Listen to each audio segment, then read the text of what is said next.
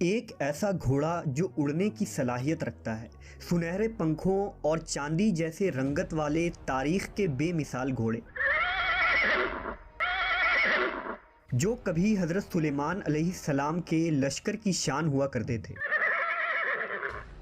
لیکن حضرت سلیمان نے ان گھوڑوں کے پنکھ کیوں کٹوا دیے؟ ہم آج اس ویڈیو میں ان نایاب گھوڑوں کے مکمل تاریخ کو جانیں گے۔ زمانہ قدیم میں گھوڑے ایک بیش قیمت جانور تھے جو نہ صرف سواری بلکہ جنگی قوت کے طور پر بھی استعمال ہوتے تھے۔ لوگ گھوڑے کے خرید و فروخت کے ساتھ مخصوص کاغذات بھی رکھتے تھے جن میں ان کے مالک، موجودہ مالک، ماں باپ، تاریخ پیدائش اور گھوڑے کا مکمل شجرہ نسب بھی ہوتا تھا۔ یہ ایک مکمل دستاویز ہوتی تھی جو ان گھوڑوں کے اعلیٰ نسل ہونے کا ثبوت ہوا کرتے تھے۔ نیز ان گھوڑوں کے تربیت کے لیے نوکر چوکر اور رہائش کے لیے بڑے بڑے استبل ہوتے تھے۔ مختصر یہ کہ گھوڑوں کی تربیت اور ان کے نسل کے متعلق معلومات قدیم زمانے میں ایک فن اور قابلیت مانی جاتی تھی۔ روایتوں کے مطابق ملکہ سبا بلقیس حضرت سلیمان علیہ السلام کے اڑنے والے تخت سے بہت متاثر تھی، لہٰذا ایک دفعہ ملکہ بلقیس کو یہ خواہش ہوئی کہ وہ بھی اس تخت پر بیٹھ کر حضرت سلیمان علیہ السلام کے ساتھ سیر و سفر کرے۔ لہٰذا اس نے حضرت سلیمان سے کہا کہ اے اللہ کے نبی، آپ ہر روز تخت پر بیٹھ کر فضاؤں میں سفر کرتے ہیں اور تمام دنیا کے گرد پھرتے ہیں، آپ ایک دفعہ مجھے بھی اپنے ساتھ لے چلیں تاکہ میں اس تخت پر سیر کر سکوں۔ حضرت سلیمان نے ہوا کو حکم دیا کہ وہ ملکہ سبا کی خواہش پوری کرے، لہٰذا ہوا نے تخت کو اڑایا اور ان سب کو لے کر ایک جزیرے میں اتار دیا۔ روایت ہے کہ حضرت سلیمان کا تخت جس جزیرے پر اترا وہ 7 سمندروں کے بیچ کی جگہ یعنی ایک جزیرہ تھی۔ ملکہ بلقیس یہاں کے سبزے اور نہریں دیکھ کر بہت خوش ہوئی۔ یہاں اس نے ایک عجیب و غریب قسم کے گھوڑے دیکھے جن کے بازوؤں میں پر نکلے ہوئے تھے۔ ان گھوڑوں نے حضرت سلیمان اور ان کے لشکر کو دیکھا تو گھبرا کر پرندوں کی طرح پرواز کر گیا اور نظروں سے اوجھل ہو گیا۔ یہ گھوڑے سلیمان علیہ السلام کو بہت پسند آئے۔ ملکہ سبا نے بھی ان گھوڑوں کو بہت پسند کیا، لیکن اب وہ ان کے دسترس سے نکل چکے تھے۔ لہٰذا جب سلیمان علیہ السلام وہاں سے واپس اپنے محل آئے تو انہوں نے جنوں کو حکم دیا کہ وہ ان گھوڑوں کو جہاں کہیں بھی ہوں وہاں سے پکڑ لائیں۔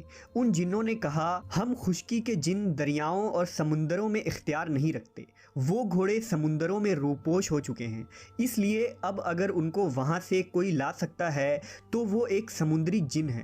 حضرت سلیمان نے پوچھا کہ وہ جن جس کا سمندروں پر اختیار ہے وہ کہاں ہے؟ جنہوں نے جواب دیا کہ اس جن نے آپ کی اطاعت سے انکار کر دیا ہے اور وہ آپ سے باغی ہو کر سمندر کے تہ میں چھپ گیا ہے۔ حضرت سلیمان نے اس جن کو پکڑ کر لانے کا حکم دیا۔ لہٰذا آپ علیہ السلام کے غلام جنوں نے سمندر کے پاس جا کر آواز لگائی کہ اے جن، تو جس بادشاہ کے ڈر سے چھپا ہے اس کا انتقال ہو گیا ہے، لہٰذا اب تو باہر آ جا، کیونکہ اب تمام جن آزاد ہو چکے ہیں۔ جب سمندر کے اس جن نے ان کی آواز سنی تو وہ جن اپنے ساتھیوں کے ساتھ سمندر سے باہر آ گیا۔ باہر آتے ہی اسے اور اس کے ساتھیوں کو گرفتار کر کے حضرت سلیمان کے خدمت میں پیش کر دیا گیا۔ حضرت سلیمان کو دیکھ کر جن تھر تھر کانپنے لگے اور اس نے آپ کی اطاعت قبول کر لی۔ حضرت سلیمان نے سمندری جن سے کہا کہ میں ایک جزیرے پر گیا تھا تو میں نے وہاں گھوڑوں کی ایک عجیب و غریب نسل دیکھی جن کے بازوؤں کی جگہ پر ہیں اور وہ اڑتے ہیں۔ سمندری جنوں نے کہا، ہمیں معلوم ہے کہ وہ گھوڑے کہاں چھپے ہیں، لہٰذا حضرت سلیمان نے انہیں اس گھوڑے کو لانے کا حکم دیا۔ لہٰذا جب وہ گھوڑے ایک چشمے سے پانی پی رہے تھے تو ان جنوں نے اپنی تدبیر اور ہوشیاری سے ان گھوڑوں کو پکڑ لیا اور حضرت سلیمان کے خدمت میں پیش کر دیا۔ یہ گھوڑے نہایت ہی عمدہ نسل کے تھے جن کا نام جیاد تھا۔ لفظ جیاد جید کی جمع ہے جس کے معنی تیز رفتار ہوتا ہے۔ حضرت سلیمان کے پاس ایک عظیم الشان لشکر تھی جن میں انسان، جنات، جانور اور پرندوں کے الگ الگ دستے ہوتے تھے، لہٰذا حضرت سلیمان نے اپنے لشکر میں ان اعلیٰ نسل کے تیز رفتار گھوڑوں کے لیے ایک الگ دستہ بنا دیا جو جنگوں اور فتوحات میں حضرت سلیمان کے لشکر میں سب سے اہم رول ادا کرتے اور حضرت سلیمان کی فوجی طاقت بن گئے۔ ایک دن کا واقعہ ہے کہ شام کے وقت حضرت سلیمان ان گھوڑوں کو دیکھ رہے تھے اور ان کے بالوں اور پیشانی پر پیار سے ہاتھ پھیر رہے تھے۔ آپ ان گھوڑوں کی دیکھ بھال میں اس طرح مشغول ہو گئے کہ سورج ڈوب گیا اور عصر کی نماز قضا ہو گئی۔ چنانچہ جب آپ نے نظر اٹھائی تو وہ گھوڑے نگاہ سے اوجھل ہو چکے تھے۔ اس وقت حضرت جبرائیل علیہ السلام نازل ہوئے اور حضرت سلیمان کو خبردار کیا کہ اے سلیمان، تم دنیا کی مال کے محبت میں اتنے مشغول اور گرفتار ہوئے کہ نماز عصر بھی ادا نہ کر سکے۔ اللہ کو تمہاری یہ مشغولیت پسند نہیں آئی۔ حضرت سلیمان نے گڑ گڑا کر اللہ کے دربار میں توبہ و استغفار کیا اور سجدے میں گر کر دیر تک روتے رہے۔ حضرت سلیمان نے فرمایا، میرے رب کی عبادت سے مجھے اس چیز نے غافل کر دیا، میں ایسی چیز ہی نہیں رکھوں گا۔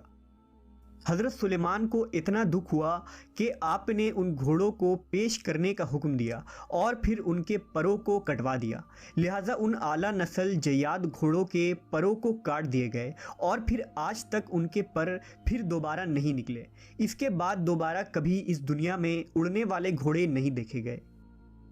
اللہ نے حضرت سلیمان کی توبہ قبول فرمائی اور انہیں ان گھوڑوں کے بدلے ہوا پر اختیار دے دی گئی۔ یہ ہوا ان گھوڑوں سے کئی زیادہ تیز رفتار تھی جو آپ علیہ السلام کے لیے مسخر کر دی گئی تھی، جس سے حضرت سلیمان 1 مہینے کا سفر ایک دن میں طے کر لیا کرتے تھے۔ قرآن مجید میں اس واقعے کا ذکر کچھ یوں آیا ہے، اور ہم نے داؤد کو سلیمان عطا کیا، وہ کیسا اچھا بندہ تھا، بے شک وہ رجوع کرنے والا تھا۔ جب اس کے سامنے شام کے وقت تیز رفتار گھوڑے حاضر کیے گئے تو اس نے کہا، میں نے مال کی محبت کو یاد الہی سے عزیز سمجھا، یہاں تک کہ سورج غروب ہو گیا۔ ان گھوڑوں کو دوبارہ میرے سامنے لاؤ۔ پھر انہوں نے ان کے پنڈلیوں اور گردنوں پر ہاتھ پھیرنا شروع کر دیا۔ بعض لوگ حضرت سلیمان علیہ السلام کے ان گھوڑوں کو ایک عام عربی گھوڑوں ہی کی نسل قرار دیتے ہیں اور اڑنے والے گھوڑوں کو محض قصے، کہانیوں اور داستانوں کی باتیں مانتے ہیں، جبکہ احادیث میں اس بات کی واضح دلائل ملتے ہیں۔ جیسا کہ روایت میں آتا ہے کہ نبی صلی اللہ علیہ وسلم تبوک یا خیبر کے سفر سے واپس آئے تو گھر میں تشریف فرما ہوئے۔ جب تیز ہوا کے جھونکے سے گھر کے کونے کا پردہ ہٹ گیا، وہاں سیدہ عائشہ کے کھیلنے کی گڑیاں رکھی ہوئی تھی۔ نبی صلی اللہ علیہ وسلم کی نظر بھی ان پر پڑ گئی۔ دریافت کیا کہ یہ کیا ہے؟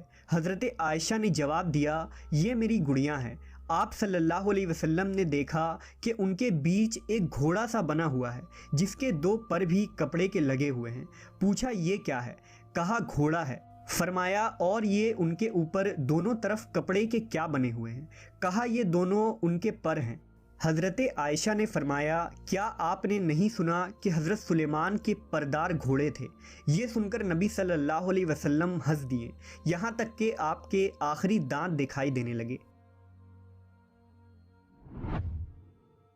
اس روایت سے یہ بات صاف ہو جاتی ہے کہ حضرت سلیمان کا گھوڑا کوئی عام گھوڑا نہیں تھا، بلکہ ان کے حقیقی پر تھے، اور اس بات سے عرب لوگ واقف تھے۔ روایتوں کے مطابق جب حضرت سلیمان علیہ السلام نے ان گھوڑوں کے پر کاٹ دیے تو پھر کبھی ان کے پر نہیں آئے، جبکہ ان کی نسل برقرار رہی۔ امام علی مقام حسین ابن علی کا گھوڑا ذوالجناح بھی انہی گھوڑوں کی نسل سے تعلق رکھتا تھا، اور ذوالجناح کا شجرہ نسب حضرت سلیمان کے گھوڑے سے جا ملتا ہے۔ دنیا کے الگ الگ تہذیبوں، علاقوں اور مذاہب میں بھی اس اڑنے والے گھوڑے کا ذکر ملتا ہے۔ قدیم یونان میں اس گھوڑے کو پیگاسس کے نام سے یاد کیا جاتا ہے۔ گریک مائتھولوجی کے مطابق یہ گھوڑا قدیم یونان میں ہوا کرتا تھا جس کا رنگ سفید تھا۔ کہتے ہیں کہ پیگاسس کا جنم ایک سپاہی پوزائیڈن اور ایک راکشش عورت میڈیوزا کے ملاپ سے ہوا تھا۔ رومن مائتھولوجی کے مطابق پیگاسس کو صرف وہی شخص اڑا سکتا ہے جس کا دل خالص اور سچا ہو۔ یہ گھوڑا نہایت ہی عقل مند اور طاقتور ہوتا ہے۔